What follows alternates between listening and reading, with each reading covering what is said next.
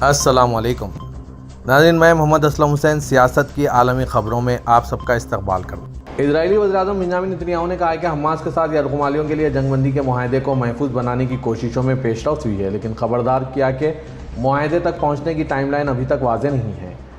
आज Israeli parliament के सामने कैंसट से खिताब करते हुए नेतन्याहू ने कहा, मैं नहीं जानता कि इसमें कितना वक्त लगेगा। इस अज़्म का इजहार करते हुए कि जब तक हम सबको घर नहीं लाते हर मुमकिन तरीके से काम करते रहेंगे।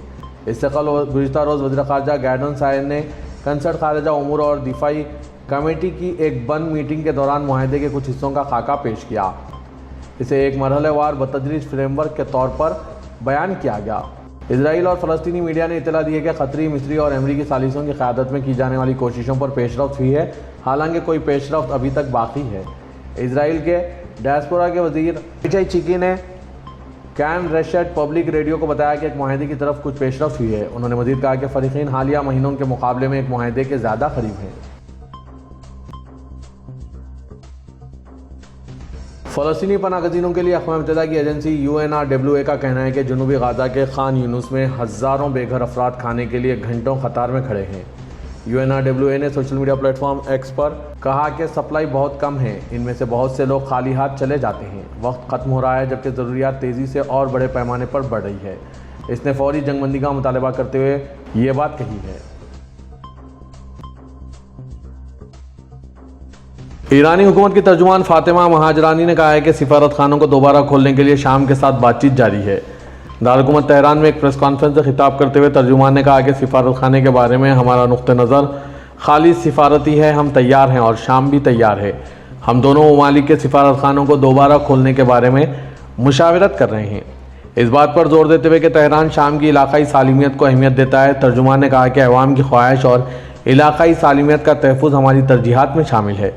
दहशतगर्दी के फैलाव को रोकना न सिर्फ ईरान बल्कि पूरे खित्ते के मफाद में है। अक़वाम मुत्तहिदा की खुसूसी नुमाइंदा बराए तशद्दुद, गैर इंसानी व ज़िल्लत आमेज़ सलूक और सज़ा एल्स जेल एडरूड ने कहा है कि अब वक्त आ गया है कि शाम के माज़ूल सदर बशार अल असद को अपने जराइम के लिए इंसाफ का सामना करना पड़े। एडरूड ने 8 दिसंबर को शाम में असद हुकूमत का तख्ता उलटने के बाद सामने आए जराइम और तशद्दुद के शवाहिद और इस सिलसिले में एहतसाब के बारे में मीडिया से बात की। एडरूड ने कहा कि असद हुकूमत आमतौर पर तशद्दुद करने वाले ममालिक की फहरिस्त में सबसे ऊपर है। कई सालों से हुकूमत ने आबादी को कंट्रोल करने, खौफ पैदा करने और किसी भी मुखालिफत या जायज़ मुखालिफत को रोकने के लिए तशद्दुद का इस्तेमाल किया है और बहुत से लोगों को इसका निशाना बनाया गया। इस बात का जिक्र करते हुए कि गुज़िश्ता चंद हफ्तों में शाम में जो कुछ सामने आया है वो अक़वाम मुत्तहिदा के खुसूसी नुमाइंदा बराए तशद्दुद के दफ्तर ने 2011 में मुल्क की खाना जंगी के आगाज़ के बाद से मरतब किया है। एडरूड ने इस बात पर जोर दिया कि तमाम बैनुल-अक़वामी जराइम, ख़ास तौर पर तशद्दुद और जबरी गुमशुदगियों, मनपसंद गिरफ्तारियों, फांसियों और गैर क़ानूनी हलाकतों की आज़ादाना और गैर जानिबदाराना तरीक़े से तहक़ीक़ात की जानी चाहिए और इन पर मुक़दमा चलाया जाना चाहिए। अमेरिकी सदर जो बाइडन ने $895 के दिफाई बजट पर दस्तखत किए हैं। अमेरिकी सदारती दफ्तर व्हाइट हाउस के ज़राए ने आज मंगल को बताया कि जो बाइडन ने अमेरिकी कांग्रेस के दोनों ऐवानों के $895 बिलियन के दिफाई बजट पर इत्तेफाक के बाद इस पर दस्तखत किए हैं। इसका इतलाक़ अगले साल 2025 से होगा। 18 दिसंबर को बताया गया कि बजट के मसूदे में इंडो पैसिफिक खित्ते में अमेरिकी मौजूदगी को मजबूत बनाने, फ़ौजी तनख्वाहों में इजाफा, 7 नए बहरी जहाज़ों की तामीर और मुल्क की दिफाई सनत को मजबूत बनाने के इक़दामात शामिल हैं।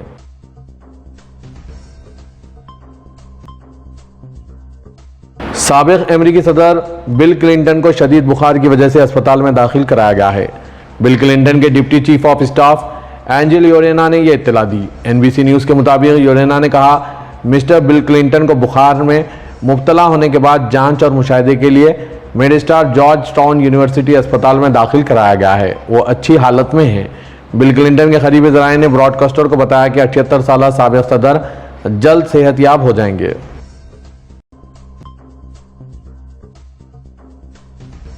फ़लस्तीनी मज़ामती तहरीक हमास की शाख अज़ाउद्दीन अल-क़स्साम ब्रिगेड ने कहा है कि अगर इजरायली फ़ौज गाज़ा की पट्टी के इन इलाकों में पेशकदमी करती है जहां वो अपने ज़मीनी हमले जारी रखे हुए हैं तो कुछ कैदियों की ज़िंदगियां ख़तरे में पड़ जाएंगी।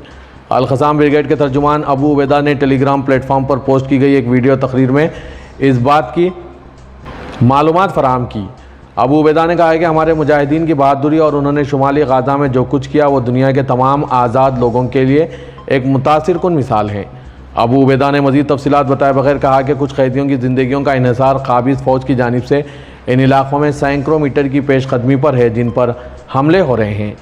14 دسمبر کو القسام بریگیڈ نے اعلان کیا تھا کہ اسرائیلی فوج نے جان بوجھ کر غزہ کی پٹی میں ایک ایسی جگہ پر بمباری کی جہاں اسرائیلی قیدیوں کو رکھا گیا تھا، اور پھر اسی مقام پر دوبارہ بمباری کی تاکہ یہ یقینی بنایا جا سکے کہ وہ مر چکے ہیں۔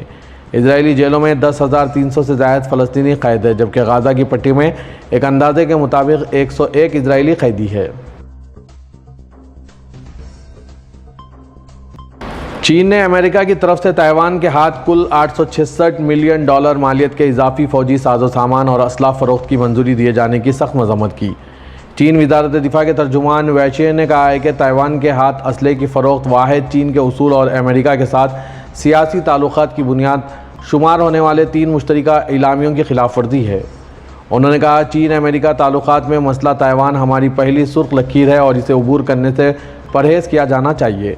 امریکہ نے تائیوان کی آزادی کی حمایت نہ کرنے کے عہد کی بھی پاسداری نہیں کی اور تائیوان کو جنگ کے خطرے کی طرف بھی گھسیٹ رہا ہے۔ انہوں نے کہا کہ ہم امریکی فریق کو تائیوان کی عسکری امداد اور اسلحے کی فروخت کو فوری طور پر بند کرنے اور علاقے کے ساتھ عسکری روابط منقطع کرنے کی دعوت دیتے ہیں۔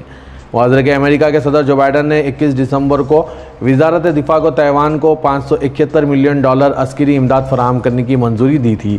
امریکی وزارت دفاع نے 20 دسمبر کو بھی تائیوان کے لیے $295 ملین مالیت کے 300 اسٹریٹجک وائرلیس سسٹموں اور 16 اسلحہ اسمبلنگ کی فروخت کی منظوری کا اعلان کیا تھا۔ اسرائیل کی ڈیفنس فورس IDF نے فلسطینی تحریک حماس کے سیکیورٹی ڈائریکٹریٹ کے سربراہ کو قتل کرنے کا دعویٰ کیا ہے۔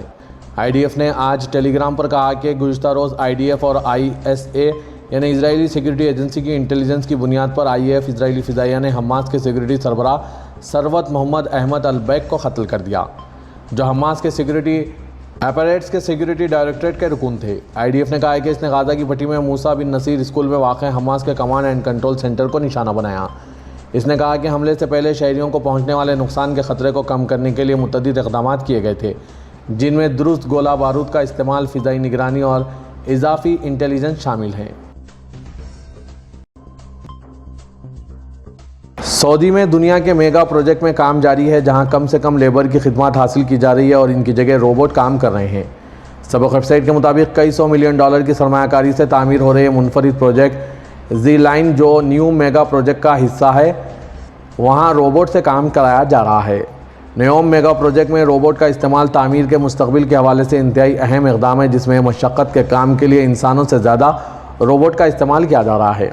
واضح ہے کہ سعودی عرب اپنے میگا پروجیکٹ کے لیے لیبر کی جگہ روبوٹ کا استعمال شروع کر دیا ہے۔ اس کا مقصد پرمشقت کاموں کے لیے اسمارٹ آلات کے استعمال کے علاوہ سلامتی اور تحفظ کو یقینی بنانا ہے۔ خیال رہے کہ ملک میں جاری میگا پروجیکٹ کے علاوہ سعودی عرب فیفا ورلڈ کپ 2034 کے لیے متعدد بڑے فٹ بال اسٹیڈیم، ٹرانسپورٹ سسٹم، ایئرپورٹ اور ہوٹل تعمیر کرنے کا ارادہ رکھتا ہے۔ سعودی عرب میں خادم حرمین شریفین گیسٹ پروگرام کے تحت آنے والے شاہی مہمانوں کے دوسرے گروپ نے آج عمرہ ادا کیا۔ قبل ازیں شاہی مہمان مدینہ منورہ سے مکہ مکرمہ پہنچے تو وزارت اسلامی امور کے عہدیداروں نے ان کا خیر مقدم کیا۔ شاہی مہمانوں نے دنیا کے مختلف حصوں میں مسلمانوں کی خدمت کے حوالے سے مملکت کی کوششوں کو سراہا اور مہمان نوازی پر سعودی قیادت کا شکریہ ادا کیا۔ SPA کے مطابق شاہی ضیافت میں آئے عمرہ زائرین کا دوسرا گروپ 14 یورپی ملکوں کے 250 مہمانوں پر مشتمل ہے۔ ان ملکوں میں بوسنیا ہرزوگینا، البانیہ، کوسوو، مقدونیہ، آسٹریا، اسپین، مونٹینیگرو، یونان، رومانیہ، برطانیہ، جمہوریہ چیک، نیدرلینڈ، سویڈن شامل ہیں۔ شاہی مہمانوں نے مدینہ منورہ میں مسجد نبوی میں نوافل ادا کیا اور روضہ رسول پر حاضری بھی دی۔ کنگ فہد قرآن کمپلیکس کا دورہ کرایا گیا۔ مسجد قباء مدینہ منورہ میں موجود اسلامی تاریخی مقامات کی بھی زیارت کی گئی۔ جنگ احد کے مقام اور احد شہداء اسکوائر بھی دورہ کیا۔ واضح ہے کہ اس سال 66 ملکوں کے 1000 عمرہ زائرین کی میزبانی کی جا رہی ہے جو 4 گروپوں میں سعودی عرب پہنچیں گے۔ سعودی عرب کے 80 ریجن کے پہاڑی علاقوں کی شاہراہوں پر بنے پل اور ٹنل شہروں کو قصبوں اور اہم مراکز سے جوڑنے کے لیے انتہائی اہم ہیں۔ یہ شاہراہیں تجارتی سامان کی منتقلی اور مسافروں کی ٹرانسپورٹیشن کو آسان بنانے میں معاون ثابت ہوتے ہیں۔ تھاما کے بلند و بالا پہاڑی علاقوں اور وادیوں کو دیگر شہروں سے جوڑنے کے لیے نالوں اور گھاٹیوں پر بنے یہ پل معیشت کی ترقی کے لیے ریڑھ کی ہڈی کی حیثیت رکھتے ہیں۔ ایس پی اے کے مطابق جیزان کے علاقے کو ابھا شہر سے جوڑنے والے شاہراہ جہاں سے روزانہ ہزاروں گاڑیوں کا گزر ہوتا ہے۔ اس شاہراہ کو جو بحر احمر کے ساحلی علاقوں کو جوڑتی ہے اغبا شعر کہا جاتا ہے۔ یہاں سے گزر کر ابھا، محائل، اسیر اور دیگر ساحلی علاقوں تک لوگ بآسانی پہنچتے ہیں۔ دیگر اہم شاہراہوں میں السودا کا راستہ شامل ہے جو رجالما کمشنری کو دیگر علاقوں سے جوڑتا ہے۔ یہاں سے گزرنے والے اطراف کے خوبصورتی قدرتی مناظر سے لطف اندوز ہوتے ہیں۔ پاکستان کے وزیراعظم شہباز شریف نے حکومت اور پاکستان تحریک انصاف کے درمیان مذاکرات کے حوالے سے اسپیکر قومی اسمبلی کے اقدام کو سراہتے ہوئے کہا کہ اس تمام عمل میں ہم خلوص کے ساتھ اپنا حصہ ڈالیں گے، لیکن تالی دونوں ہاتھوں سے بجتی ہے۔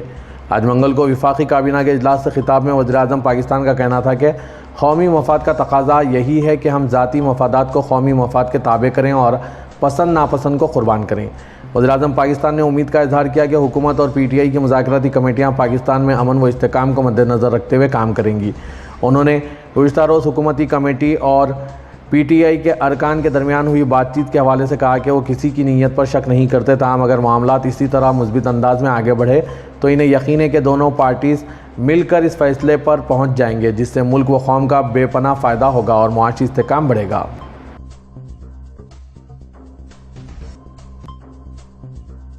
صدر ترکی رجب طیب اردغان نے کہا ہے کہ پی کے اور اس کی توسیع یا تو خود کو ختم کر دے گی یا انہیں ختم کر دیا جائے گا۔ صدر اردغان نے کابینہ کے اجلاس کے بعد ایک بیان دیا۔ 8 دسمبر کو شام میں اسد کی باعث حکومت کے خاتمے کے بعد اردغان نے کہا کہ انقلاب سے پیدا ہوئی نئی صورتحال نے دنیا کی توجہ مبذول کر دی ہے۔ انہوں نے کہا کہ شام کے برادر ملک کی حیثیت سے ہم وہ ملک ہیں جو نئے عمل کو بہترین طریقے سے دیکھتے ہیں۔ اردغان نے مزید کہا کہ ہم شامی عوام کو ہر طرح کی حمایت فراہم کریں گے جنہوں نے جابر حکومت کے خلاف فتح حاصل کرنے اور ان کی کامیابیوں کو مستقل بنانے کے لیے جنگ جیتی ہے۔ انہوں نے مزید کہا کہ شام کی علاقائی سالمیت اور یکجہتی کا ہر حال میں تحفظ ترقیہ کی سرخ لکیر ہے، ہم یقینی طور پر اس سے پیچھے نہیں ہٹیں گے۔